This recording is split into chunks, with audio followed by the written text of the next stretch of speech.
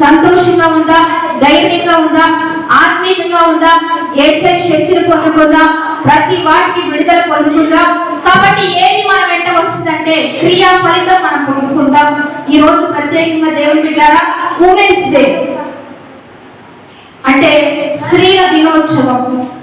ప్రపంచ వ్యాప్తంగా స్త్రీలకి అంటే భారత ప్రభుత్వం ఏం చేసిందంటే ఒక్కొక్కరికి ఒక్కొక్క విలువ ఇచ్చింది.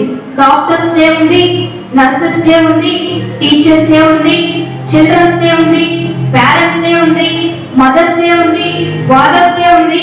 ఇట్లా భారత ప్రభుత్వం ఒక్కొక్కరికి ఒక్కొక్క డే పెట్టింది. ఆ డేన వాళ్ళని జ్ఞాపకం చేసుకొని వాళ్ళ శ్రమని కొంచెం వాళ్ళకి ప్రోత్సాహంగా, ఇప్పుడు టీచర్ ఉన్నారంటే టీచర్స్ డే రోజు వాళ్ళని గౌరవించడం, వాళ్ళని ప్రేమించడం, వాళ్ళు పడిన ప్రయాసకి చాలా టీచర్స్ ఓపికని, పిల్లలకి బోధ నేర్పిస్తారని, పిల్లల్ని గొప్ప వాళ్ళని చేస్తున్నారని వాళ్ళని మనం గౌరవిస్తే వాళ్ళ శ్రమ అంతా వాళ్ళు మర్చిపోతారు. అదే పిల్లలకి మా పట్ల ఇంత ప్రేమ అని. అట్లా ఒక్కొక్కరికి ప్రభుత్వం ఒక్కొక్క విలువిచ్చింది. అట్లాగే ఈ రోజు కూడా ఉమెన్స్ డే అంటే స్త్రీల దినోత్సవం. వివాహమైన వారిని ఉమెన్స్ అంటారు, వివాహం కాని వారిని అడల్ట్స్ అంటారు, చిన్న బిడ్డల్ని చిల్డ్రన్స్ అంటారు. కాబట్టి లేకపోతే బేబీ గర్ల్ అని, బేబీ బాయ్ అని మనం పిలుస్తూ ఉంటాం. అందరూ వారందరికీ ప్రత్యేకమైన మా తరపు నుంచి, మా మినిస్ట్రీస్ తరపు నుంచి ప్రత్యేకమైన హ్యాపీ ఉమెన్స్ డే. దేవుడి బిడ్డలారా, మీరు ఈ సంవత్సరం అంతా సంతోషంగా ఉండాలి, ఈ సంవత్సరం అంతా దైవికంగా ఉండాలి, ఈ సంవత్సరం అంతా ఇంకా ఇంకా క్రీస్తు ప్రేమలో మీరు వర్ధిల్లాలని నిండు మనసుతో మీ నిమిత్తం మేము ప్రార్థిస్తున్నాం, మీ కొరకు. కాబట్టి మీరు ధైర్యంగా మీ జీవితంలో మీరు ముందుకు కొనసాగండి. కాబట్టి ఈ రోజు కొద్ది నిమిషాలు స్త్రీ గురించి ప్రస్తావిద్దాం. ఎందుకంటే సొసైటీ పరంగా స్త్రీ అంటే చిన్నదని, స్త్రీ అంటే బలహీన ఘట్టమని, స్త్రీ అంటే ప్రతి విషయంలో చాలా మంది తగ్గించేస్తూ ఉంటారు. కానీ బైబిల్లో యేసయ్య ఎక్కడైనా తగ్గించాడా? యేసయ్య ఎక్కడైనా తీసివేశాడా? స్త్రీల గురించి యేసయ్య ఏమని చెప్పాడో ఈ రోజు కొంచెం బైబిల్లో నుంచి మనం వెళ్దాం. బైబిల్లో దేవుడు యేసయ్య స్త్రీలకు చాలా ప్రాముఖ్యత ఇచ్చాడు.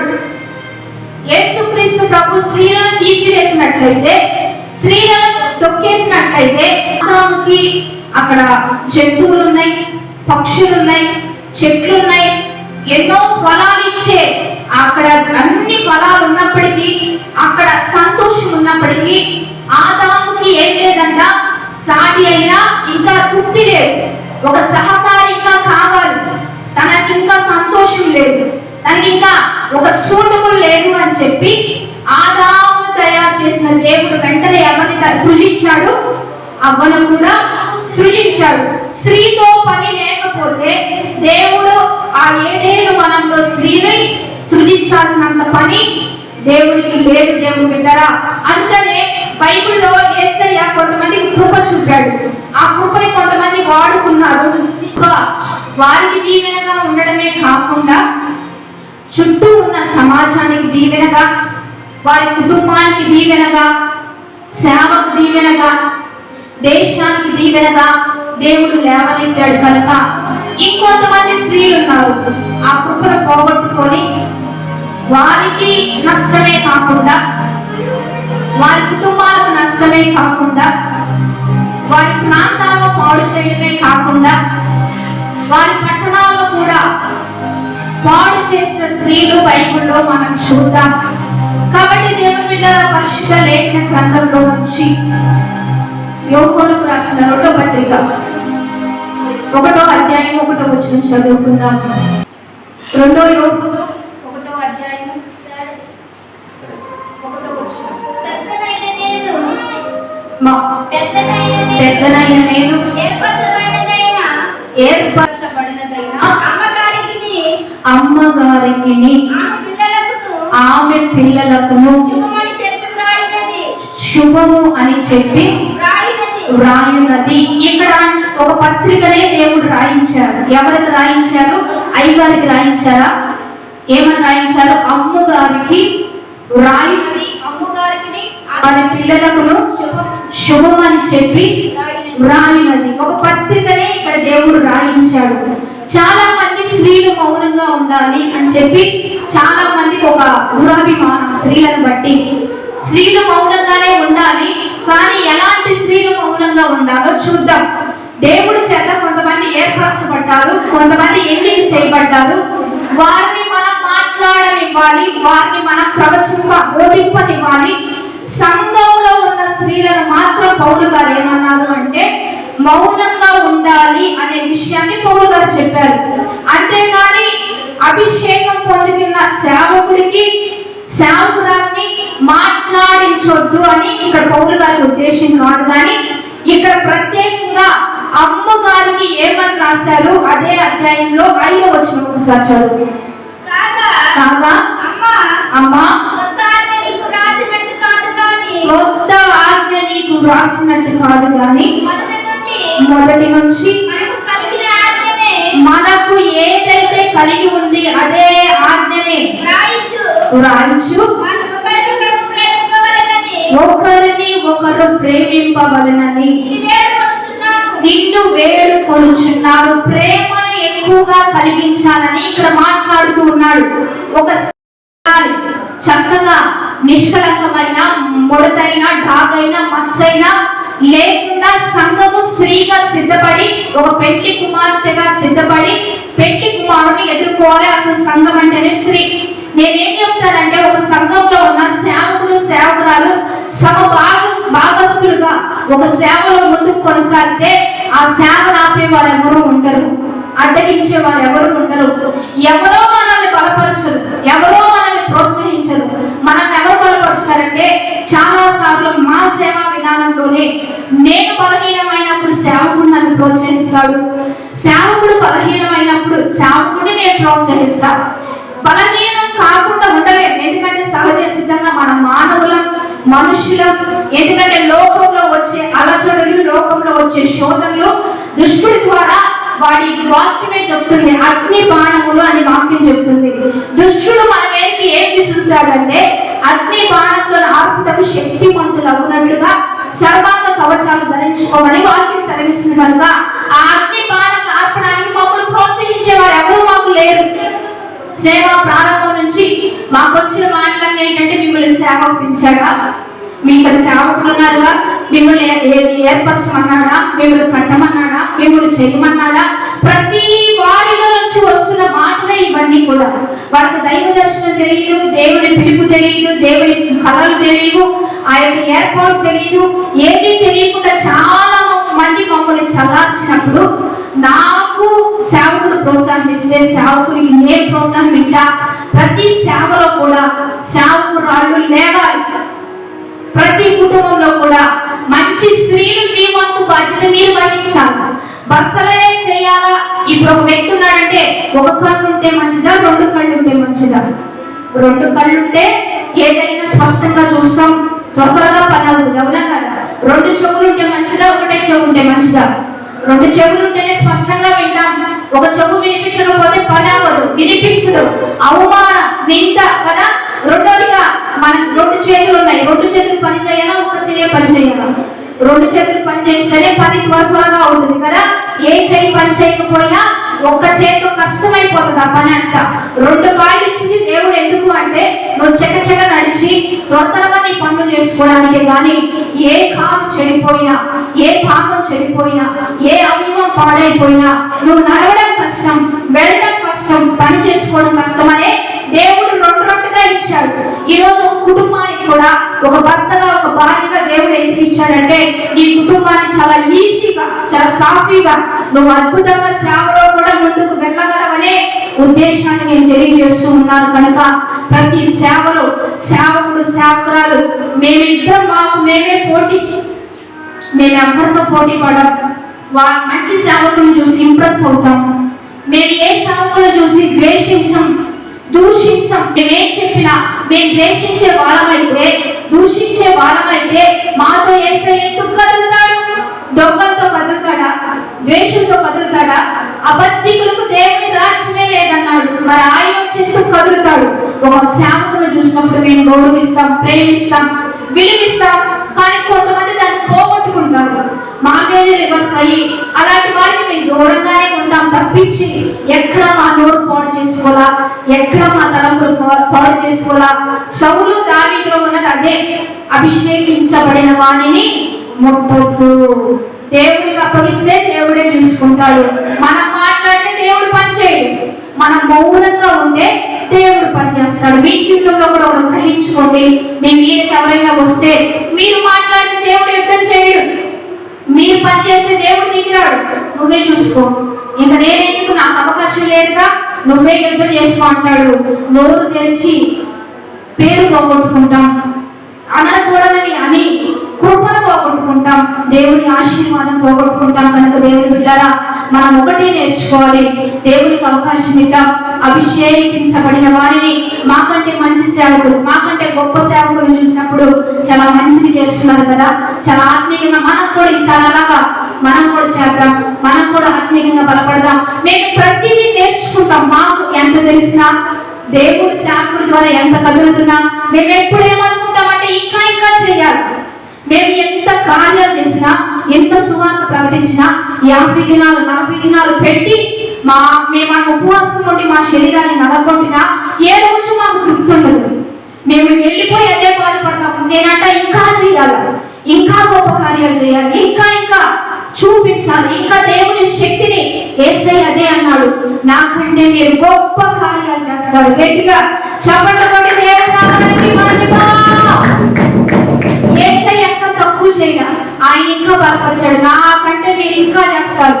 నేను కొన్నే చేశాను, నేను కొంతే చేశా, చచ్చిన వారిని బ్రతికించా, కుంటి వారిని నడిపించా, అది ఇంకా చాలా తక్కువ, కానీ మీరు ఇంకా ఇంకా చేయగలరనే వాగ్దానాన్ని బట్టి ఎన్నోసార్లు మా మీదకి, అంటే చాలా ఒక స్త్రీగా, ఈరోజు ఉమెన్స్ డే సందర్భంగా ఒక స్త్రీగా నేను చాలా ఎదుర్కొన్నాను. కానీ సేవకుడు మాత్రం నన్ను ఎప్పుడు ధైర్యపరిచేవాడు. ఇది సమాజం, సొసైటీ, నువ్వు ధైర్యంగా ఉండాలి. నువ్వు అంటే, నేను చాలా ఇంట్లో పెరిగిన దాన్ని, బయట మనుషులతో నేను ఎక్కువ మాట్లాడలేదు కనుక ఒక వ్యక్తి వచ్చినప్పుడు కొంచెం భయం, కొంచెం సిగ్గు. ఇప్పటికీ ఇంకా పిరికితనంగా సేవకులు ఎక్కువగా నేను చూసినప్పుడు ప్రతి సేవకుల్లో ఉండే లక్షణం, ఎవరైతే అంటే జ్ఞానవంతులు సిగ్గుపరచడానికి జ్ఞానహీనులను దేవుడు లేవనెత్తినట్లుగా, బలవంతులు సిగ్గుపరచడానికి బలహీనులను లేవనెత్తినట్లుగా, కొన్నిసార్లు సేవకుడే నన్ను ప్రోత్సహించడం, సేవకుడే నన్ను ధైర్యపరచడం జరిగింది. కనుక ఈ రోజుల్లో ప్రతి కుటుంబంలో ఒక స్త్రీకి దేవుడు మంచి పాత్ర ఇచ్చాడు. అదే అధ్యాయంలో 11వ వచనం కూడా ఒకసారి చదువుతాం. పరిశుద్ధ లేఖన గ్రంథంలో నుంచి, ఏర్పరచబడిన మీ సహోదరి పిల్లలు మీకు వందనములు చెప్పుచున్నారు, మీకు వందనములు చెప్పుచున్నారు. ఏర్పరచబడిన వారు అని ఇక్కడ మనం విన్నాం. ఏర్పరచబడిన మీకు వందనములు. అందరూ వాక్యం చెప్పవచ్చా అంటే అది తప్పు అని వాక్యం సెలవిస్తూ ఉంది. తల్లి గర్భంలో రూపింపబడక మునిపే నేను నిన్ను కని ఉన్నానని దేవుడు చెప్తాడు. మనం అనుకుంటాం తల్లి సమర్పణ అనుకుంటాం, తండ్రి సమర్పణ అని అనుకుంటాం మనం, కానీ వాళ్ళకి ఆ మనసు పుట్టించేది దేవుడే. ఆ పిండముగా రూపింపబడక మునిపే నేను నిన్ను ఎరిగితిని అన్నాడు. ఈ రోజుల్లో మనందరి పేరు వేసేది తెలుసు, మనందరి ప్రవర్తన వేసేది తెలుసు. మనం ఎలా ఉండాలి, ఏ రీతిగా ఉండాలి, ఏ ఉద్యోగం చేయాలి, ఎలా ఉంటే దీనిలో వేసేది తెలుసు. కనుక ఇది మన తీర్మానాలు కాదు, మన చిత్తం కాదు, ఇదంతా యేసే చిత్తం. ఈ జగత్తు పునాది వేయబడక మునుపే నీవేమై ఉండాలో, నేనేమై ఉండాలో అదంతా దేవుని చిత్తం. గట్టిగా చప్పట్లు కొట్టి దేవుని నామానికి మహిమ. కాబట్టి మనందరం దేవుని చిత్తంలోనే ఉందాం. ఒకళ్ళు సేవకులుగా ఏర్పరచబడిన, ఒకరినొకరు ప్రేమించడం, ఒకరినొకరు గౌరవించడం, ఒకరినొకరు దూషించుకుంటే, ఐక్యత కలిగి ఉంటే అది ఎంతో అందమైనది, మనోహరమైనది. కనుక దేవుడు ఎవరెవరికి ఏ పని ఇచ్చాడో, ఏదేది ఇచ్చాడో దాన్ని నమ్మకంగా నిర్వర్తిద్దాం. ఇక్కడ స్త్రీల గురించి ఒక పత్రిక రాశారు దేవుడు బిడ్డరా.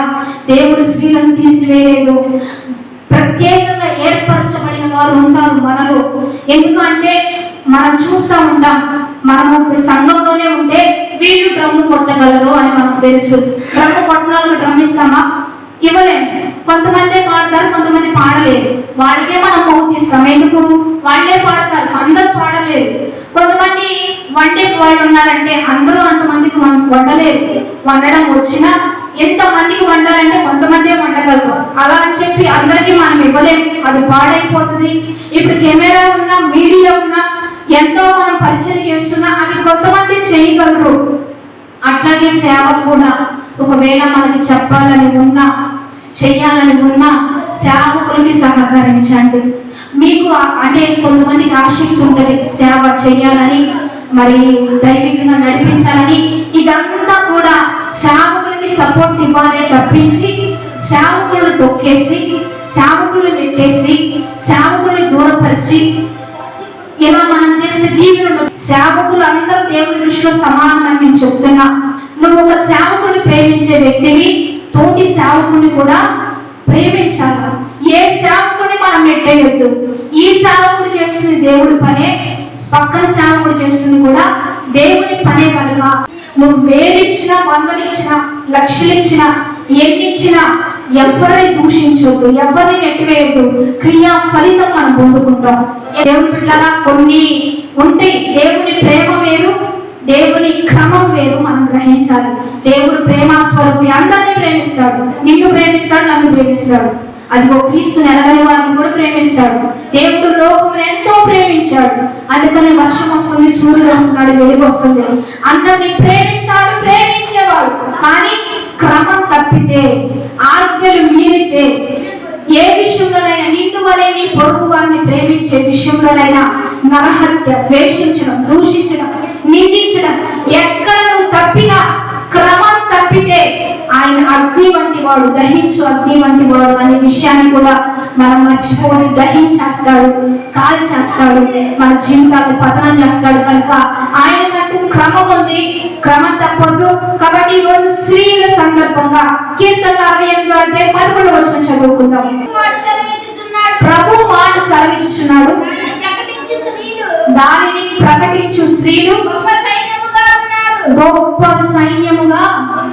ఒకళ్ళే సేవ చేయాలనుగా చాలా మంది సేవకులు ఉన్నారు, మంచి సేవకురాళ్ళు ఉన్నారు, మంచి సేవకుడు ఉన్నాడు, సేవకురాళ్ళు ఉన్నారు.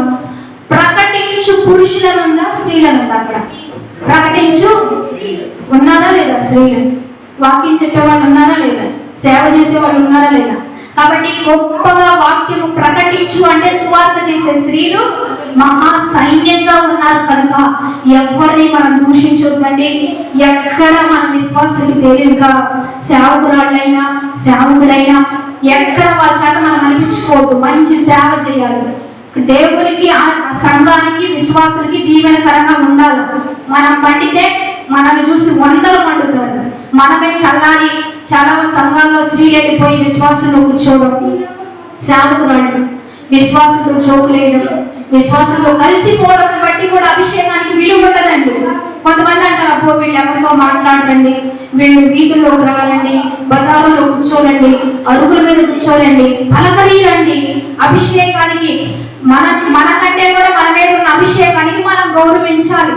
ఆయన పరిశుద్ధుడు, పరిశుద్ధమైన వారి దగ్గర ఉంటాడు. మన స్వరం ఎక్కువగా వినిపించిన మన మీద ఆత్మ నిలిచి ఉండదండి. ఈ విషయాలన్నీ అందరికీ తెలియదు. ఎలీషా ఉన్నాడు అంటే ఆమె షూనేమీల ఇంటికి పిలిస్తే షూనేమీల రోజు అన్నం పెడుతుంది ఎలీషాకి. కానీ ఏ రోజు కూడా అమ్మ అన్నం చాలు అని కూడా అనలేదంట. అన్ని పక్కన ఉన్న సహకారి ఎవరైతే ఎలీషా పక్కన ఉన్నాడో గెహాజీతోనే అన్ని నడిపించాడు తప్పించి ఎలీషా జోకు వేసినట్లుగా వీధుల్లోకి వచ్చి అందరిని పలకరించి ఏం కూర, ఏం తెచ్చుకున్నారు, ఏం వండుకున్నారు, ఏం చేస్తున్నారు, పడుకున్నారా, లేచారా, ఫోన్లు, ఇవన్నీ వ్యవహారాల వల్ల మనం చెడిపోతాం. సేవకులు ప్రత్యేకించబడిన వారు, వారు ప్రత్యేకంగా ఉంటేనే కార్యాలు మనం చూస్తాం. అనవసరంగా మనం ఏదో కలుగు చేసుకొని లోకంలో అన్ని పులివేసుకొని, ఎందుకంటే ఎక్కువగా మనం మాట్లాడుతూ ఉంటే మన మాటల్లో దోషం ఉండగా మానదని వాక్యం చెప్తుంది. ఎందుకు అవన్నీ మాట్లాడి దేవుని కృపను పోగొట్టుకునే కంటే కదా మనం వెళ్ళామంటే చీరంత ఎంత కొన్నారు, ఏ షాప్కి వెళ్ళారు, ఎక్కడ తెచ్చుకున్నారు, ఇవన్నీ వగేరా, ఇవన్నీ మనకు వద్దు, ఇవన్నీ మనం చేయకూడదు. కాబట్టి సేవకులు ప్రత్యేకించబడ్డవారు ప్రత్యేకంగా ఉండాలండి. మీరు బాగా సువార్త చేయాలి, బాగా ప్రార్థన చేయాలి. ఎవరైనా వస్తే దైవికంగానే ఆదరించాలి తప్పించి ఏడమాటలాడ వాళ్ళకి వీళ్ళకి గొడవలు పెట్టడం ఇలాంటివి చేయకుండా ఉండడం అది సేవకు దీవెన. కాబట్టి ప్రకటించే వారు ఉన్నారు, సువార్త చేసేవారు ఉన్నారు. మీరుంటే మీ సేవకు ఆశీర్వాదం, మీరు చేస్తే మీ సేవకుడిగా దీవెన, ఆయన కష్టంలో పాలు పంచుకున్న వారు అవుతారు. సేవలో కూడా దేవుడు మిమ్మల్ని కూడా వాడుకుంటాడండి. యోగోషు వార్త 20వ అధ్యాయం 17-18 వచనాల్లో కూడా మరి స్త్రీల గురించి దేవుడు ఇక్కడ పునరుద్ధానం గురించిన సువార్త ఒక స్త్రీకి దేవుడు అందించాడు. చదువు మా యోగోషు వార్త. యేసు ఆమెతో తండ్రి యొద్దకు ఎక్కిపోలేదు కనుక, నేను ఇంకా తండ్రి యొద్దకు ఎక్కిపోలేదు కనుక నన్ను ముట్టుకొనవద్దు. అయితే నా సహోదరుల యొద్దకు వెళ్ళి నా తండ్రి మీ తండ్రి, నా దేవుడును మీ దేవుడును వారి యొద్దకు ఎక్కిపోవచ్చున్నానని వారితో చెప్పమనెను.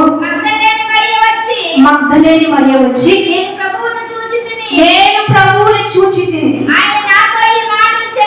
నాతో ఈ మాటలు చెప్పినని శిష్యులకు తెలియజేసిన. చూడండి, మగ్దలేని మరియకు యేసయ్య పురుషునికి మొదటగా ప్రత్యక్షమయ్యాడా, స్త్రీలకు ప్రత్యక్షమయ్యాడా? స్త్రీ ఎందుకు చెప్తున్నానంటే, స్త్రీలంటే చాలా మంది దించేస్తా ఉంటారు, తగ్గించేస్తా ఉంటారు. అందుకోసం నేను చెప్తున్నా, స్త్రీ యొక్క ఉమెన్స్ డే సందర్భంగా స్త్రీలకు కూడా మంచి స్థానం ఇస్తే వాళ్ళు కూడా బలహీనమైన ఘటాలు కాదు, వాళ్ళు దేవుల్లో ఉంటే బలమైన ఘటాలు. గట్టిగా చెప్పకూడదా? జ్ఞానము మనల్ని స్థిరపరచబడుతుంది దేవుని బిడ్డరా. అందుకని ఇక్కడ యేసుక్రీస్తు ప్రభు యొక్క పునరుద్ధానం గొప్పది.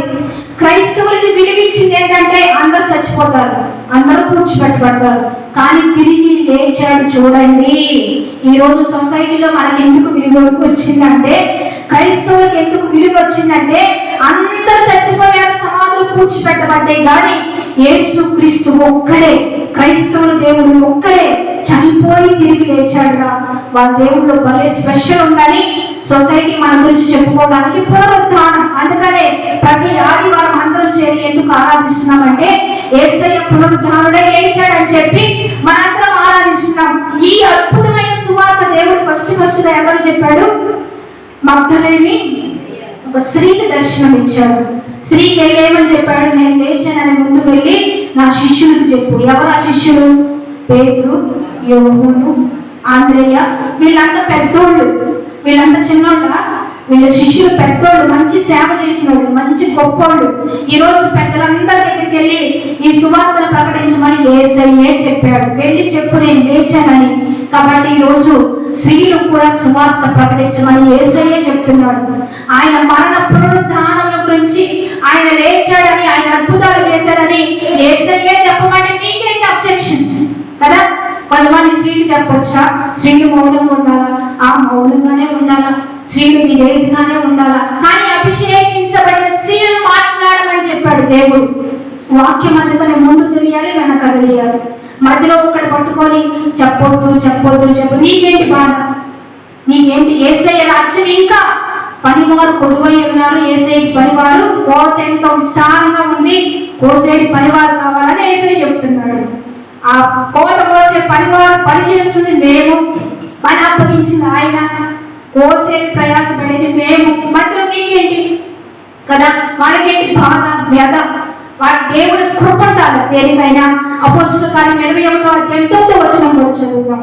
స్త్రీలు ప్రవచిస్తూ ఉన్నారు, కన్యకలుగా ఉన్నారు, నలుగురు కుమార్తెలు అతనికి ఉంది, వారు ప్రవచించువారు. ఇక్కడ ఫిలిప్పుకు నలుగురు కుమార్తెలు ఉన్నారు. స్త్రీల పురుషుల? స్త్రీలే ప్రవచిస్తున్నారు, చక్కగా ప్రవచిస్తున్నారు. కాబట్టి బైబిల్లో ఫిలిప్పుకు ఒక మంచి సేవకుడికి కుమార్తెలను మనం ఏం చేయాలంటే వారి చేత చెప్పించాలా. అరే స్త్రీలకు ఇచ్చారా, పురుషులకు ఇచ్చారు, ఇదేం లేదు. ప్రతి సేవకుడు ట్రైన్ చేయాలా. అందుకనే దైవజనుడు మా దైవ సేవకుని పిల్లలను కూడా సేవలో ఉంచడానికి కారణం ఏంటంటే, వాళ్ళ ద్వారా కూడా దేవుడు కడతాడు. చిన్న బిడ్డల స్థుతుల మూలంగా దుర్గాన్నే స్థాపించాడు. కనుక ప్రతి సేవకుడు మనం ఎదిగిపోతుంటే మన తర్వాత ఏంటి? సేవ బిడ్డలు ఏమైపోవాలి, సంఘం ఏమైపోవాలి, విశ్వాసులు ఏమైపోవాలి, నెక్స్ట్ ఏంటి?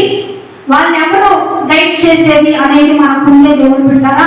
మన వంటగానే మన పిల్లలను తయారు చేసేస్తే మనం ఎప్పుడు ఉంటామో ఉండమో తెలియదు ఆ సేవ సంఘము మీరు బాగా సేవకుల పిల్లల గురించి ప్రార్థించాలి. సేవకు జామ చెట్టుకి జామకాయలు కాస్తాయా, నిమ్మకాయలు కాస్తాయా? జామ చెట్టుకి కాస్తాయి, నిమ్మ చెట్టుకి అభిషక్తులే కొడతారు కదా. ఇప్పుడు ఒక అమ్మాయిని చూడగానే అదే చక్కగా వాళ్ళ నాన్న పోలికలే ఉన్నాయిరా. ఎందుకు? ఆయన కూతురు కాబట్టి, వాళ్ళ నాన్న కూతురు కాబట్టి నాన్న పోలికలే ఉంటాయి కదా. ఒక కొడుకుని చూసి అది అచ్చం వాళ్ళ నాన్నలాగా, అచ్చం వాళ్ళ అమ్మలాగా ఉన్నాడు. ఎందుకు? వాళ్ళ పిల్లలు కాబట్టి వాళ్ళ పోలికలే ఉంటాయి. మనం ఎవరైనా బయట చూస్తే అచ్చం వాళ్ళ నాన్నలాగా, అచ్చం వాళ్ళ నాన్నమ్మలాగా, అచ్చం వాళ్ళ తాతయ్యలాగా అట్లా చెప్తా ఉంటారు. ఎందుకు? వాళ్ళకి పుట్టారు కాబట్టి వాళ్ళ పోలికలు వస్తాయి. ఇప్పుడు సేవకులకి అభిషేకులు పుట్టే పిల్లలకు కూడా సేవా పోలికలు వస్తాయి. ఆ యొక్క అభిషేకం వారి మీద కూడా ఎవరైతే ప్రవక్తలుగా ఉంటారో ఆ ప్రవక్తలకు కూడా ప్రవక్తల బిడ్డలు ఆ యొక్క ప్రవక్తన కానీ వారి ఫలములు కానీ వారి అభిషేకం కలిగిన బిడ్డలే వస్తారు. దాన్ని జ్ఞాపకం చేసుకుని మనం ఏం చేయాలంటే ఒక వస్తువు వాడకుండా పడేస్తే పాడైనట్లుగా పిల్లల మీద అభిషేకాన్ని గ్రహించకుండా వారిని వదిలేసి తిరగండిరా, ఆడుకుంటారా, పని చేయండిరా, ఆ పనికి వెళ్ళండి ఈ పనికి వెళ్ళండి అని వదిలేస్తే నాకు ఇంకా ఎక్కువ మంది పిల్లలు ఉంటే ఒకళ్ళ కీబోర్డ్ దగ్గర, ఒకళ్ళ ప్యాడ్ దగ్గర, ఒకళ్ళ కెమెరా దగ్గర, ఒకళ్ళ మైక్ సిస్టమ్ దగ్గర అనిపిస్తూ ఉంటుంది. ఒక్కొక్కసారి విశ్వాసులు కొన్నిసార్లు మాట వినరు. ప్రతి సేవలో ఉంటుంది ఇదంతా. ఎవరు పర్ఫెక్ట్ కాదు. సేవకు కొన్ని బాధలు ఉంటాయి. కొంతమంది మాట వినరు, కొంతమంది అసూయపడి వెళ్ళిపోతారు.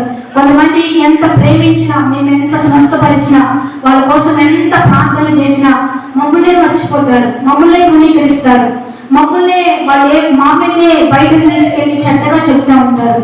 కానీ మేము అలాంటి టైంలో ఏమనుకుంటామంటే 100 మంది 100 రకాలుగా మన మీదకి దండెత్తి వచ్చినా యెహోవా మనకు తోడై ఉంటే వాళ్ళే ఒకరోజు అబద్ధికులు అయిపోతారు, వాళ్ళే సిగ్గుపడిపోతారు. ఎందుకు? సేవ నుంచి ఇప్పటి వరకు ఎన్నో అన్నవాళ్లే, మమ్మల్ని ప్రోత్సహించిన వాళ్ళు మాకు తెలిసి ఎవరు లేరు, మాకు సపోర్ట్ ఇచ్చిన వాళ్ళు ఎవరు లేరు. అందరూ మమ్మల్ని వాళ్ళు అన్నయ్య కూడా తెచ్చి చెప్తా ఉంటారు, ఆమె ఆపిద్దంట, ఈమె ఇలా చేసిద్దంట, అసలు ఆమెకి మీరంటే అసలు పడదంట. ఇవన్నీ తెచ్చి కూడా మాకు చెప్తా ఉంటారు. మేము నవ్వేస్తాం. నేనైతే అలవాటు అయిపోయింది కాబట్టి నేను సేవకుడు నవ్వేసి పర్లేదు, ఇదంతా దుష్టుడు తెచ్చే అంటే మన మీద ఇంకా ఉంది.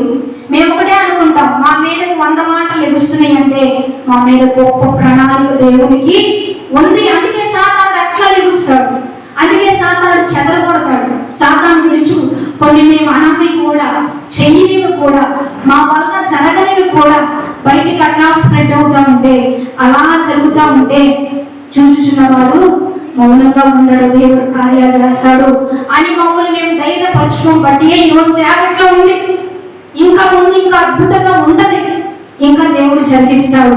కాబట్టి ఓర్పు సహనం ఒక సేవకైనా ఒక కుటుంబానికైనా అది దీవెన. నోరు తెరిస్తే 100 మంది మన మీదకి వస్తారు, అందరూ వస్తారు మనం గొడవకు దిగితే. కానీ మన మీదకి వచ్చినా మనం మౌనంగా ఉంటే మన మీదకి వచ్చి కూడా దేవుడు అలా తప్పించేస్తాడు. గట్టిగా చెప్పండి. అందుకని నోరు తెరవకుండా, కృపను పోగొట్టుకోకుండా సైలెంట్ గా ఉంటూ దేవుడి కొరకు ఎదురు చూద్దాం. సామెతలు 31:10 త్వరగా. గుణవతి అయిన భార్య దొరుకుట అరుదు, అట్టి ముత్యము కంటే దేవుడు మనకి మంచి పేరు ఇచ్చాడు. మన తల్లిదండ్రులు మనకు ఒక పేరు పెడితే యేసయ్య మనకి ఇచ్చిన మంచి పేరు ఏంటంటే గుణవతి అయిన భార్య. ముత్యాలం అంటే యేసయ్యకి మనం మంచి. ఈరోజు మీరందరూ చక్కగా దేవుని సన్నిధిలోకి వచ్చారు. మీరు మంచి గుణం కలిగిన వాళ్ళు, మీరు మంచి పద్ధతి కలిగిన వాళ్ళు. ఎందుకంటే పనికి వెళ్తే ఇబ్బంది ఏం లేదు, వాళ్ళు పనులు చేసుకోవాలి, కుటుంబాన్ని పోషించాలి. కాబట్టి పనికి వెళ్లకుండా ఇంకా ఇంటిలో నిర్లక్ష్యంగా నిద్రపోతూ సోమరిగా ఆ పని ఉంది, ఈ పని ఉంది, అటు వెళ్ళాలి, ఇటు వెళ్ళాలి, పని మీద పని పెట్టుకోవడం అజ్ఞానం. దేవుడు లేకపోతే దీవెన లేదు కదా, యేసయ్య లేకపోతే ఆశీర్వాదం లేదు. అందుకనే మంచి గుణం కలిగిన స్త్రీలం మనందరం. దేవుడు మనకి ఏమి ఇచ్చాడంటే, మీరు చూడండి, మందిరానికి వచ్చిన మీరు మీ కుటుంబానికి దీవెన, మీరు మీ కుటుంబానికి ఆశీర్వాదం. ఎవరు మిమ్మల్ని దించినా, ఎవరు మిమ్మల్ని తృణీకరించినా, ఎవరు మీ వల్ల ఏం కాదన్నా, మీరు ఇక్కడికి వచ్చారు చూసారా, ఇది మీ కుటుంబానికి ఒక దీవెనగా వేసే మిమ్మల్ని చేయబోతున్నాడు, మిమ్మల్ని ఆశీర్వాదంగా దేవుడు చేయబోతున్నాడు. కనుక గుణవతి అయిన భార్య దొరుకుట అరుదంట, రేర్ అంట. అంటే ఇప్పుడు చూడండి, లోకంలో వాళ్ళే ఎక్కువగా ఉంటారు, దేవుళ్ళు ఉండే వాళ్ళే తక్కువగా ఉంటారు. ఎందుకంటే భక్తిగా నడుచుకోవడం కానీ దైవికంగా ఎదగడం కానీ తక్కువగానే ఉంటారు. అందుకనే వాక్యం చెప్తుంది, గుణవతి అయిన స్త్రీలు దొరుకుట అరుదు. కానీ వాళ్ళు దొరికారు అంటే అందుకనే మీ పిల్లల్ని మందిరానికి తీసుకొని రండి. మనం నేర్పించే ఆస్తి, మనం ఇచ్చేది ఏదైనా ఉన్నదా అంటే భక్తి, యెహోవా యందు భయభక్తులు, ప్రార్థన పాడించండి, పరిచర్య చేయించండి. మీ పిల్లలు ఉట్టిగా కూర్చోబెట్టి వెళ్ళనివ్వద్దు, చేసే వాళ్ళని చూపించండి. వాళ్ళు ఎట్లా కెమెరా పెడుతున్నారు, ఎలా ఊడుస్తున్నారు, ఎలా పాడుతున్నారు, మనకు ముందున్న వాళ్ళని చూసి మనం నేర్చుకోవాలి. ఎవరు గొప్పవాళ్ళం కాదు, ప్రతిదినం నేర్చుకోవాలి, ప్రతిదినం ఇంకా ఇంకా తయారవ్వాలి. ఖాళీగా కూర్చొని వెళ్తే ఏం ఉపయోగం కదా. అందుకని దేవుని సన్నిధిలోకి వచ్చి మంచిగా ఏదో ఒక పరిచయం చేస్తూ మంచి వాటిని అలంకరించుకుంటూ 31-30 కూడా వాక్యం ఏమని సెలవిస్తుందో చూద్దాం. అందము మోసకరం, సౌందర్యం వ్యర్థం, యెహోవా యందు భయభక్తులు కలిగిన స్త్రీ. ఎప్పుడు మనకి ఘనత, ఎప్పుడు మనకి పేరు, ఎందుకు మనం అన్ని అలంకరించుకున్నా ఉంటే అలంకరించుకోండి, బాధేం లేదు. కానీ క్రైస్తవులు తమ్ము మాత్రంగా ఉండాలని వాక్యం చెబుతుంది. మొన్న సేవకుడు చెప్పాడు, అన్ని విషయంలో క్రీస్తును వెంబడించి పరుగు పందెంలో పరిగెత్తే మనం అన్ని విషయాల్లో మితంగా ఉండాలి, ప్రతి విషయంలో మితంగా ఉండాలి. క్రైస్తవులకి కొన్ని పద్ధతులు ఉన్నాయి. మీరు బట్టలు వేసుకున్నా చెప్పాలా వద్దు, ఇవన్నీ ఎవరు చెప్తారు చెప్పండి? బయట కూడా ఎవరైనా చెప్తారా? చెప్తే ఏమంటావు, నువ్వు నీకంత పని ఏంటి అంటావు కదా.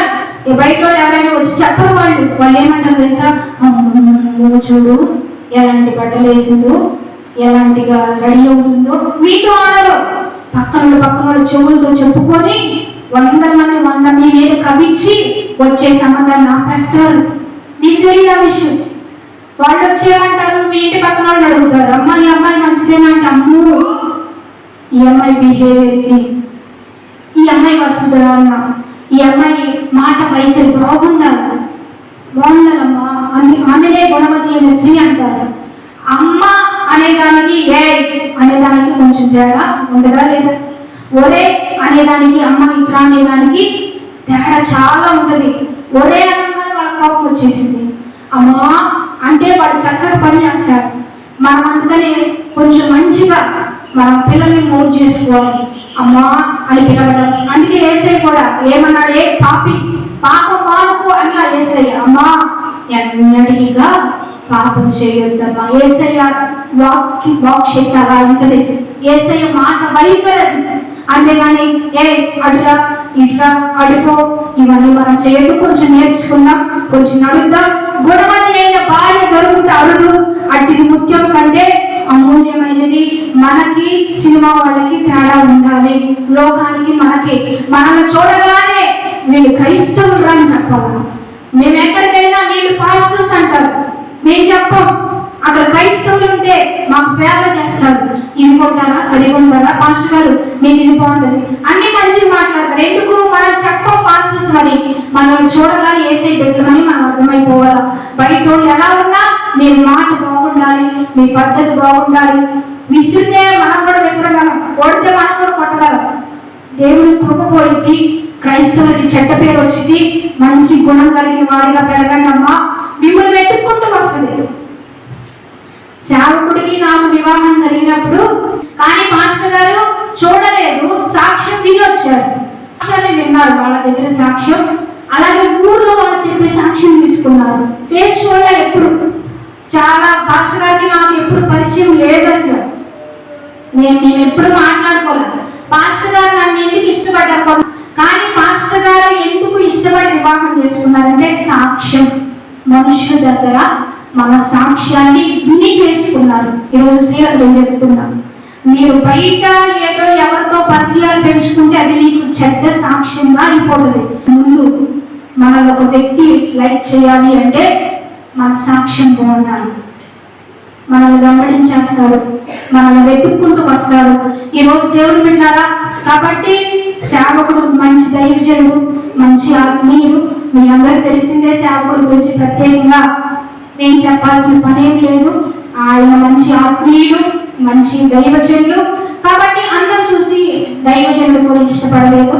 సాక్ష్యం మంచిది, అందుకే మంచి గుణం కలిగి ఉండండి, దైవికంగా పెరగండి. మీ అమ్మ నాన్న కాలేజీకి పంపిస్తే చక్కగా చదువుకోండి, టీచర్స్ దగ్గర మంచి పేరు తెచ్చుకోండి. సమాజంలో ఒకవేళ అందరూ మిమ్మల్ని ద్వేషించినా దూషించినా సైలెంట్గా ఇంట్లో ఉండండి, మీకు అది మంచి పేరుగా మార్చబడ్డది. దేవుడు దీవిస్తాడు. ఈ కృప వెతుక్కుంటూ వచ్చేసింది. పిల్లలు కానీ, పిల్లలు కూడా నేను అడగలను, పిల్లల్ని వాళ్ళని ఎత్తుకోవాలి, వాళ్ళు అన్నీ చేయాలండి మనం, బాబోయ్ అదంతా నాకు అంటే పిల్లల్ని ఎత్తుకోవాలన్నా చీదిరా తీయాలి. కానీ కృప లేని ప్రియులు నిద్రించుచున్నా దేవుడే ఇస్తాడండి. అందుకని పద్ధతిగా పెరగండి, దేవుడు మంచిగా మీరు పెరగండి. వివాహం మిమ్మల్ని ఎత్తుకుంటూ వస్తుంది, పిల్లలు మీరు అడగకుండానే ఇస్తాడు. మీకు ఉద్యోగమైనా, మీకు ఏది అవసరమో దేవుడు మీరు మంచి గుణంతో పెరగండి, మంచి పద్ధతులతో పెరగండి. ఆ టయానికి దేవుడు అన్నీ ఇచ్చేస్తాడు. సామెతలు 14:2 చదువుకుందాం. ఈ రోజు స్త్రీల దినము కనుక యథార్థముగా ప్రవర్తించువాడు యెహోవా యందు దేవుడికి ఇష్టమైన లక్షణం ఇంకోటి ఏంటంటే యథార్థత. ఎక్కడికైనా యథార్థంగా ఉండండి, నమ్మకంగా ఉండండి. చూచుచున్నవాడు నీ ఖచ్చితంగా మరియా యొద్దకు వెళ్ళడానికి కారణం ఏంటండి? అంతమంది యవనస్తులు ఉన్నారు కదా, ఆ ఊర్లో యవనస్తులు లేరా, స్త్రీలు లేరా? కానీ మరియనే ఎందుకు దేవుడు ఎత్తుక్కున్నాడంటే, దయాప్రాప్తురాలా నీకు శుభం అని ఎందుకు చెప్పాడు అంటే యథార్థత. యెహోవా కనుదృష్టి లోకమంతటా సంచరిస్తుంది. సంవత్సరాది మొదలుకొని సంవత్సరాంతం వరకు ఎవరు యథార్థవంతులు బలపరచడానికై యెహోవా కనుదృష్టి తిరుగుతుంది. జాగ్రత్త. ఇప్పుడు మనల్ని కూడా చూస్తున్నాడు ఆయన. 50 దినాలు ఎంత యథార్థంగా చేస్తున్నాం, ఎంతగా ప్రార్థన, ఎంత విన్నపాలు, ఎంత విజ్ఞాపన. నీ యథార్థతను బట్టి దేవుడు నీ కృపణిస్తాడు. కనుక కీర్తన 112:1 కూడా చదువుకుందాం. ఉమెన్స్ డే సందర్భంగా స్త్రీలను ప్రోత్సహిస్తూ ఈ రోజు దైవికంగా సిద్ధపడదాం. యెహోవాను స్తుతించుడు, యెహోవా యందు భయభక్తులు గలవాడు, ఆయన ఆజ్ఞలను బట్టి అధికముగా ఆనందించువాడు ధన్యుడు. ఎవరు ధన్యులు? భలే ధన్యురాలు. ధన్యత అంటే లక్కీ. మనం మాట్లాడుకునే విషయాల్లో లక్కీ పర్సన్, అదృష్టం కలిగిన వ్యక్తులు. ఎవరు లక్కీ పర్సన్? ఎవరు అదృష్టం కలిగిన వారు? ఎవరు? ఇప్పుడు సేవకుడు నాకు దొరికాడంటే అది నాకు బయట అదే అంటారు. సేవకుడు బయట సమాజం ఏమంటుందంటే, పాస్టర్ గారు ప్రేర్ చేయడానికి వెళ్ళినప్పుడు, అయ్యా నీకు మంచి అమ్మాయి దొరికింది, నువ్వు అదృష్టం. నేను వెళ్ళినప్పుడు ఏమంటారంటే, నీకు నేను దీవెనైతే నాకు ఆయన దీవెన అంటారు. ఇప్పుడు ఏమనాలా? సంఘం కూడా మాకు దీవెన అని చెప్పాలా, అంతగా మనం సిద్ధపడాలి. బయటికి వెళ్ళినప్పుడు పాస్టర్ గారికి తగిన అమ్మాయి వచ్చింది. చాలా మంది పాస్టర్స్ కూడా అన్నారు, చాలా ఇంటికి వచ్చి కూడా చాలా చెప్పారు. ఎంత సేవకు ఉపయోగమో, ఎంత సేవకు మేలైన కరమో అలాంటి అమ్మాయి దొరికింది. సేవకులు కూడా అదే అంటారు, నన్ను కూడా అలాగే అంటారు. నీ చాలా అదృష్టం, చాలా దైవికం. ఈ రోజు దేవుడు పెట్టారా, మనల్ని ఎవరు ధన్యులు అవుతారు, ఎవరు అదృష్టవంతులు అవుతారు, ఎవరు దీవెనలు కలుగులు అవుతారంటే దేవుని యందు ఆనందించేవారు ధన్యులు, ఆయన స్తుతించేవారు ధన్యులు. అందుకనే ప్రార్థనప్పుడు రండి, ధన్యకరంగా మార్చబడడం. కొలస్సీ 3:22. ఇవన్నీ కట్టుకథలు కాదు, జీవిత సాక్ష్యాలండి. ఇవన్నీ చెప్పడానికి రోజు దేవుడు అవకాశం. దాసులారా,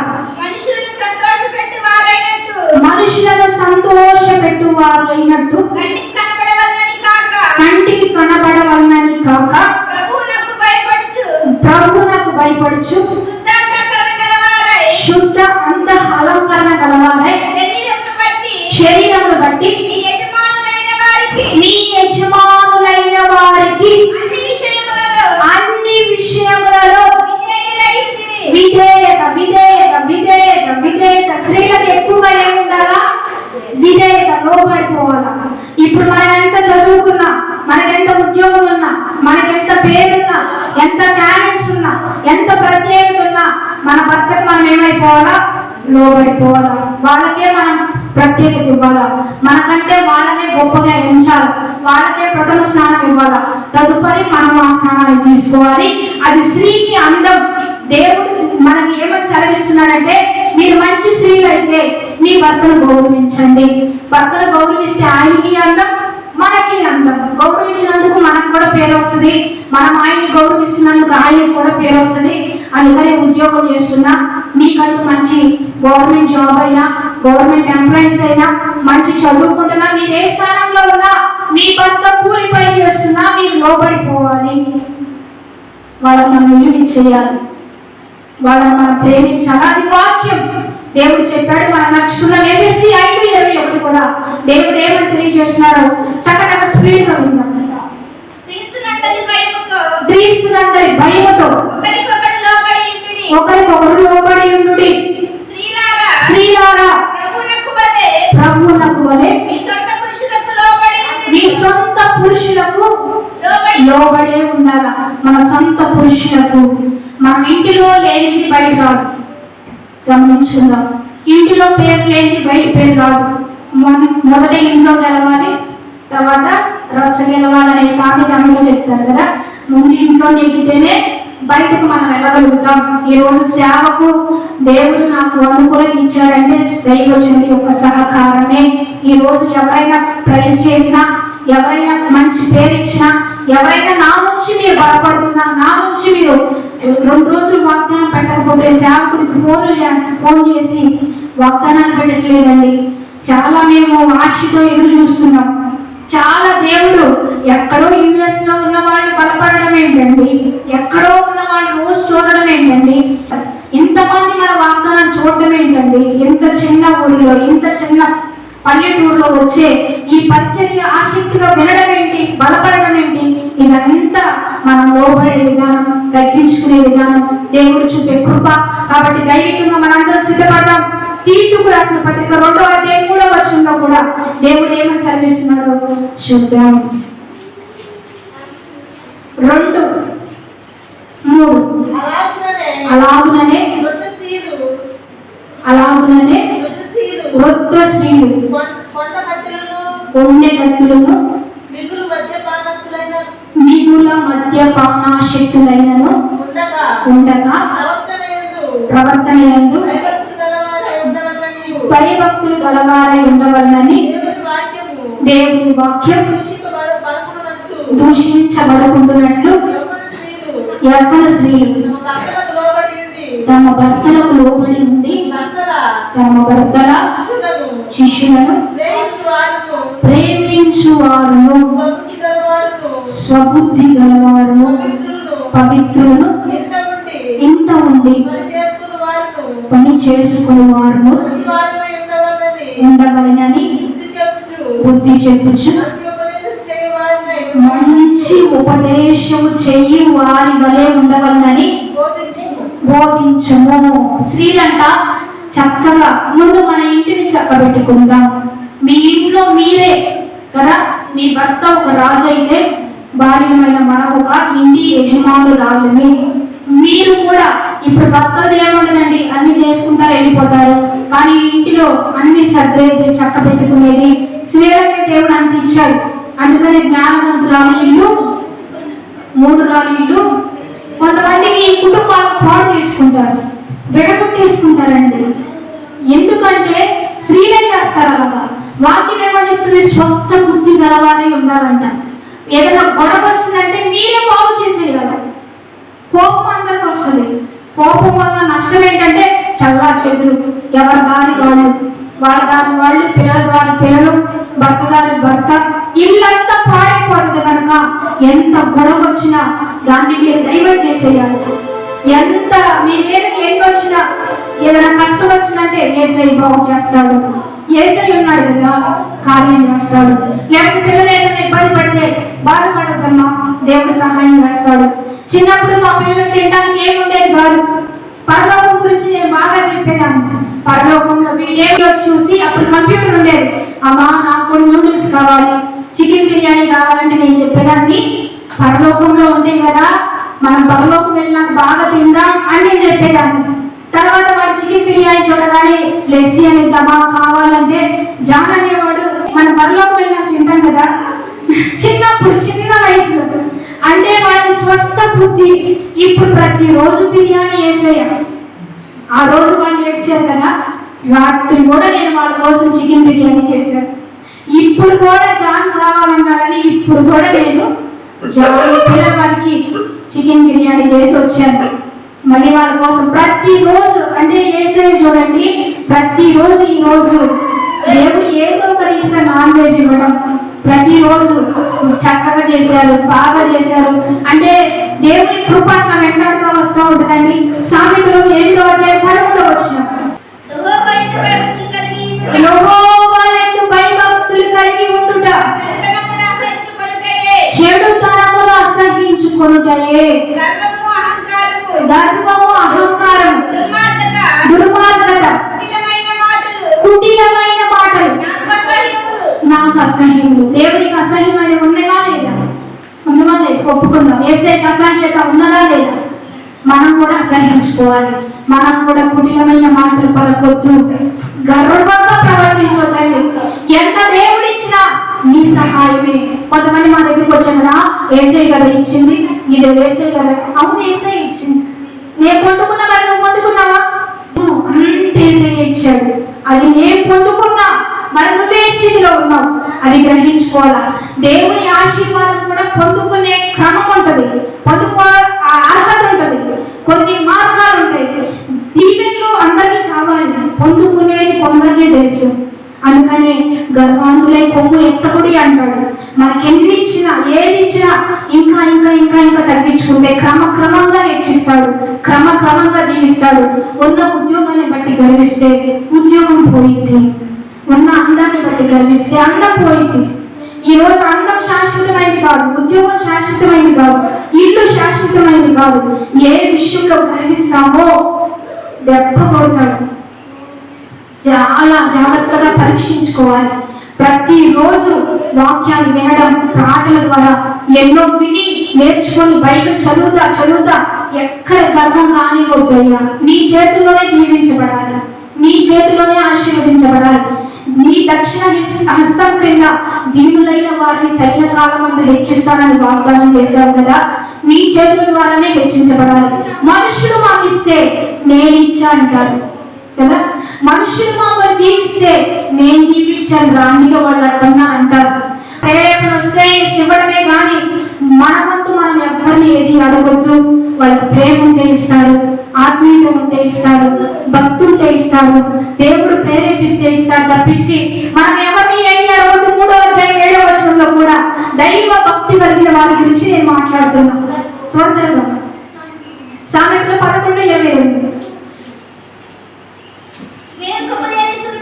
వివేకము లేని సుందర స్త్రీ పంది ముక్కులున్న బంగారు కమ్మె వంటిది. వివేకము లేని సుందర స్త్రీ, అందమున్న వివేకం లేకపోతే పంది ముక్కున ఉన్న పంది ఎంత అసహ్యం అండి, ఎంత అది దూష్యం అంటే వెలిపే అసహ్యకరమైన జంతువులున్నా బంగారు ఉపయోగం ఏముంది? నువ్వు అందమైన వ్యక్తివైనా, ఉద్యోగం ఉన్నా, చదువున్నా నీకు వివేకం ఉండాలి, యేసయ్య సన్నిధిలో ఉండాలి, యేసయ్య ద్వారా దీవించబడాలి. వివేకం లేకపోతే నీ ఇల్లు స్థిరపరచబడదు. జ్ఞానం లేకపోతే నువ్వు భర్త దగ్గర గెలవలేవు, అంటే భర్త దగ్గర నెగ్గలే, కుటుంబంలో నెగ్గలే, నీ కుటుంబాన్ని కట్టుకోలే, నీ సేవలు కూడా కట్టుకోలే, సేవలో కూడా దీవించబడలేవు. వివేకం కావాలి, జ్ఞానం కావాలి, ఆత్మీయత కావాలి. యెహోవా యందు భయభక్తులు ఒకటే మనల్ని దీవిస్తే ఆశీర్వదిస్తే. యెహెజ్కేలు 16:15లో కూడా దేవుడు మంచి ఆత్మీయత గురించి అక్కడ రాస్తూ ఉన్నాడు. ఈ బైబిల్ వాగ్దానాలన్నీ స్త్రీల గురించి. అయితే నీ సౌందర్యము నీవు ఆధారము చేసుకొని నీకు కీర్తి వచ్చినందున నీవు వేశ్యవై దారిని పోవు ప్రతి వాడితో వచ్చితివి, పోతివి, మరియు తీసి అలంకరింపబడిన ఏర్పరిచి పండుకొని చేసింది. అట్టి కార్యములు ఎంత మాత్రములు జరగకూడదమ్మా. ప్లీజ్ ప్లీజ్ మీరు ఒక భర్త యవనస్తులైతే భర్త దగ్గరికి వెళ్ళినాక వెయిట్ చేయండి. మంచి ఇస్తాడు దేవుడు, శ్రేష్టమైనవే ఇస్తాడు, మంచి వ్యక్తులు పంపిస్తాడు. అప్పుడు దాకా ప్రేమ వద్దు, దోమ వద్దు. దోమ కుడితే మనకేమొస్తుంది? మలేరియా వస్తుంది. ప్రేమ కుడితే మనకు కూడా రోగం వస్తుంది కదా. ప్రేమ గుడ్డిదంటారు. ప్రేమ ఇప్పుడు చూడండి, ప్రేమ ఏంటంటే ఆమె కోసుకోరు ఈమె కోసుకోరు, చంపుకోవడమే, కలిసి బ్రతికేది ఏమి ఉండదు. అందుకని ప్రేమలకు దూరంగా ఉండండి. దేవుడి చిత్తాన్ని ఇష్టపడండి. దేవుడు మంచి వాటిని ఇస్తాడు. రెండోదిగా దేవుడు పెట్టారా, వ్యభిచరింపొద్దు, దొంగిలింపొద్దు. ఇక్కడ ఇవన్నీ మనకు ఆజ్ఞలు. మీ భర్తకు మీరు లోబడి ఉండండి. మీ భర్తతో మంచిగా మీ కుటుంబాన్ని కట్టుకోండి. మరి అతడు బయటికి వెళ్ళినా, ఉద్యోగానికి వెళ్ళినా, చదువుకు వెళ్ళినా నమ్మకంగా ఉండండి. స్నేహాలని మరి పరిచయాలని, ఎవరికి మెసేజ్ చేయడం, ఎవరితో ఫోన్లు మాట్లాడడం, ఏ స్నేహం? మీ స్నేహం మీ భర్తే, మీ సౌఖ్యం మీ భర్తే కదా. ఈ రోజు కొంతమంది, నాకు ఒక సహోదరి వచ్చి చెప్తుంది. ఏమని చెప్తుందంటే, ఆ భర్త ఫోన్ అంట భార్య అంటుకుంటే ఊరుకోడంట. ఇదేంటి, మీ ఇద్దరి మధ్య ఏది ఆఫ్రికాలు ఉండకూడదు కదా. నీ ఫోన్ అతను తీసుకోవాలి, అతని ఫోన్ నువ్వు తీసుకోవాలి. నీ లాక్ అతనికి తెలియాలి, అతని లాక్ నీకు తెలియాలి. ఎందుకు? మీరిద్దరు ఒకటే కాబట్టి, ఏక శరీరం కాబట్టి. ఇలాగా ముట్టుకోవద్దు అంటున్నాడంటే సంథింగ్ ఏదో ఆయన మెయింటైన్ చేస్తున్నాడు, తప్పిపోయాడు. జ్ఞానంగా సరి చేసుకోండి. నేను చెప్పింది ఏంటంటే, రచ్చ చేసుకోమాక. ఎవరు తీర్చలేరు. పోలీస్ స్టేషన్కి వెళ్తావా, నీకు డబ్బులు నష్టం. పెద్దల ముందు పెడతావా, నీ భర్త, నీ పరువు పోయింది. కుటుంబం గురించి 100 మంది 100 చెప్పుకుంటారు. ఒకవేళ తప్పు చేస్తున్నాడని నీకు తెలిస్తే మెల్లిగా డీల్ చేయి. ఎట్లాగా? మంచిగా కూర్చొని, ఎప్పుడన్నా మీరు సంతోషంగా ఉన్నప్పుడు, భోజనం చేసేటప్పుడు మెల్లిగా మనం కలిసి ఉన్నాం కదా, పిల్లలు ఉన్నారు కదా మనకి, మీ కుటుంబం పట్టించుకోవాలి కదా. మీ ఫోన్ ఇంకా మెల్లిగా నువ్వు జ్ఞానంగా డైవర్ట్ చేసుకోగాని రచ్చ చేసుకోమాకని చెప్తే ఆ సహోదరి చాలా దైవికంగా ఇప్పుడు భర్తతో మంచిగా ఉంటుంది, చాలా మంచిగా మార్చుకుంది, చాలా దైవికంగా ఉంది. దేవుడు పెట్టారా? అందుకని స్త్రీలు చాలా జాగ్రత్త. మీ ఫ్రెండ్ ఉంటే మీ భర్తే, మీ భర్తకు స్నేహం ఎవరైనా ఉంటే మీరే కదా. భర్త ఆయన చిన్నప్పటి నుంచి పెరిగి, అంటే స్నేహమైన తల్లైన చెల్లైన స్త్రీ అన్ని రకాల పాత్ర పోషించాలి. కొన్నిసార్లు తల్లిలా, కొన్నిసార్లు చెల్లిలా, కొన్నిసార్లు అక్కల, కొన్నిసార్లు భార్య, అన్ని పాత్రలు మనం పోషించగలం, చెప్పగలం, సలహా ఇవ్వగలం. మనకు ఆ కృపించాడు కాబట్టి చక్కగా పోషించండి. ఇదంతా దైవిక భక్తి కలిగిన లక్షణాలండి. తదుపరి భయభక్తులు, అంటే భక్తి లేని జీవితం. నేనే చదువుతా, టకటక పూర్తి చేస్తాను. న్యాయాధిపతులు 16:16లో అక్కడ భయంకరమైన ఒక యెజబెల్ స్త్రీ ఉంది. ఈమె భక్తి లేని స్త్రీ, జీవితాన్ని భర్తను కూడా నాశనానికి నడిపించిన స్త్రీ. యోబు 2:9-10లో భర్తనే దూషించిన స్త్రీ ఉంది. మనందరం అలా దూషించొద్దు. రెండోదిగా మీకాలు ఉంది. ఈమె మరి శాపకుడిని దూషించి, అభిషక్తుని దూషించి బ్రతికినంత కాలం గొడ్రాలిగా బ్రతికింది. కాబట్టి సేవకుని అభిషక్తులు మనం దూషించొద్దు. వారిని తిట్టినా దూషించినా. ఈమె పిల్లలు లేరు, బ్రతికినంత కాలం బిడ్డలు లేకుండానే బ్రతికింది. మార్కు శుభవార్త 6:22లో హేరోదు కుమార్తె అయినటువంటి ఆమె యెహోవా తలనే కోరిన స్త్రీ, భయంకరమైన స్త్రీ. ఈమె భక్తి లేని స్త్రీ, భయభక్తులు లేని స్త్రీ. రూతు 1:16లో మనం అక్కడ చూస్తాం రూతు గురించి. అన్ని కోల్పోయిన భయభక్తులు ఆమెకు అన్ని ఇచ్చేసారు. ఒక భర్తని ఇచ్చాడు, రెండోదిగా ఆస్తిని ఇచ్చాడు, సంపదనిచ్చాడు, పిల్లలిచ్చాడు. ఎస్తేరు 4:16లో ఎస్తేరు ఉపవాసం నుండి ప్రార్థించగా దేవుడు తనని బట్టి తన స్వజన్లు రక్షించుకుంది. మార్కు 16:1లో అక్కడ మనం చూస్తూ ఉంటే దేవుడు గొప్పగా ఆమె 7 దెయ్యములు పట్టిన భయంకరమైన స్త్రీని దేవుడు స్వస్థపరచగా క్రొత్త జీవితాన్ని దేవుడు ఆమెకి ఇచ్చాడు. అప్పుడు ఆమె నూతనంగా జీవించింది. లూకా 1:38లో కన్యకైన మరియను దేవుడు దర్శించాడు. యోహాను 11:24లో మరియా మార్త దేవుని పనిలో ముందు కొనసాగారు. 1 సమూయేలు 1:15లో హన్నా దేవుని యొద్దకు వచ్చి ప్రార్థించి దీవెన పొందుకుంది కదా. ఆమె దేశిస్తుందని ఆత్మహత్య చేసుకోవాలి. పిల్లలు లేరని చెప్పి ఏదైనా పురుగుల మందు తాగితే బాగుండిద్ది, జీవితం ఎందుకు అనుకోవాలా. పెళ్ళిని దూషిస్తుందని అసలు చచ్చిపోతే ఈ బాధలు ఉండవు అనుకోలా. ఏం చేసింది?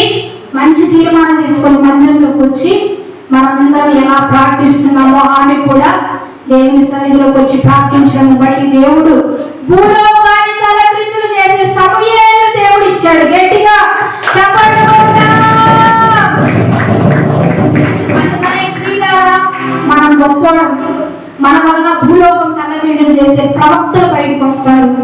మన వలన సమాజం బాగుపడే మంచి భక్తి కలిగిన స్త్రీలుగా మనం ఉండాలని ఈ రోజు దేవుడు మనకు తెలియజేస్తూ ఉండగా, సమస్య మీరే పరిష్కరించాలా, వచ్చిన ఒడిదుడుకులన్నీ మీరే కట్టుకోవాలి, కుటుంబాన్ని మీరే కట్టాలి. వివేకము, స్వస్థ బుద్ధి కలిగి అంతఃాలంకరణ ఉండాలి, లోపల ఉండాలి. బయటికి ఎన్ని అలంకరించుకున్న అందంగా ఉండాలి. మంచి గుణం, మంచి పద్ధతి. ఈరోజు ఉమెన్స్ డే సందర్భంగా స్త్రీలాగా దేవుడు గొప్ప కృపించాడు. మన కుటుంబాన్ని, సంఘాన్ని అద్భుతంగా కడదాం, అనేక రీతిగా దైవికంగా వెళ్దాం. ఇంకా ఎవరికైనా స్త్రీ మాట్లాడొద్దనే అపోహ ఉంటే నీ ఇష్టం, మేమేం చేయలేం. ఇక నీ జీవితం బాగుపరచువారు అనేకులు ఉండటం మంచిది, స్వస్థపరచువారు అనేకులు ఉండటం మంచిదండి. ఈరోజు సహజంగా నేను చెప్తున్నా, మందిరం కావాలని అడిగింది నేనే. చెప్తున్నా, మందిరం ఇట్లా కట్టబడిందంటే మందిరం అడిగింది నేనే. సేవకులకి అంటే పురుషులు కదా, వాళ్ళకి కొంచెం తెలియదు. బలిపీఠం కావాలని నాదే ప్రోత్సాహం.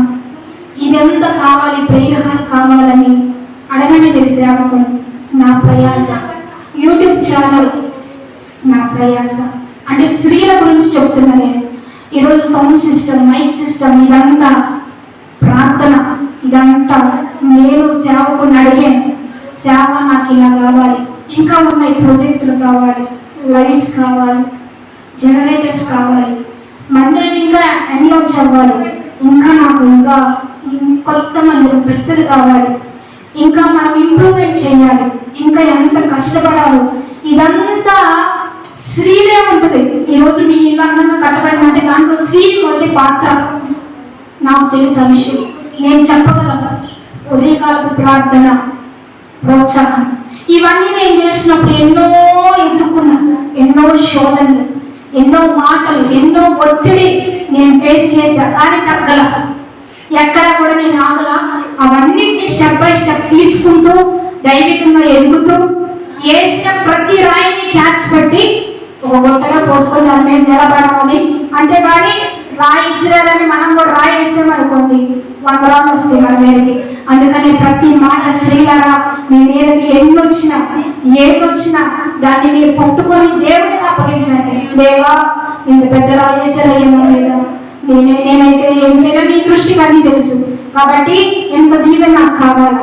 నేను ఎందుకే ప్రార్థన రిక్వెస్ట్ కాదు, ఒక ప్రార్థన. నన్ను ఎంత దూషించాలో నాకు అంత దీవెన కావాలి.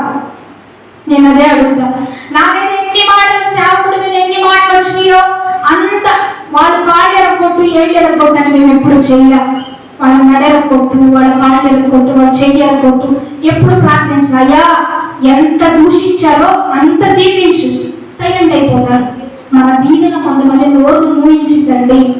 అందుకని గొడవలకు వెళ్ళొద్దు, దూషించొద్దు, చేతులు పని పెట్టుకోవద్దు, ప్రార్థించి దీవించబడండి. అప్పుడు వాళ్ళే సైలెంట్ అయిపోతారు, వాళ్ళే నోరు మూసేస్తారు. దేవుడు అట్లా కార్యాలు చేస్తాడు. అందుకని మనందరం దైవికంగా ఉందాం, ఆత్మీయంగా ఉందాం. మీరు మీ కాపురాలను రోడ్లకు వేసుకోకండి, మీ కుటుంబాల రోడ్డుకి వేసుకోకండి. కొంతమంది చెప్తారు ప్రతి దాంట్లో మిమ్మల్ని తెచ్చి మిమ్మల్ని తిడతారండి. తిట్టనే పర్ల, అదంతా మనకు దీవెన, అదంతా మనకు ఆశీర్వాదం, అదంతా మనకు మేలుగా దేవుడు మారుస్తాడు. అందులో మీరు కూడా ఇలాంటి మనసులో ముందుకు కొనసాగుతారు. ఇలాంటి మంచి మనస్తత్వంతో ముందుకు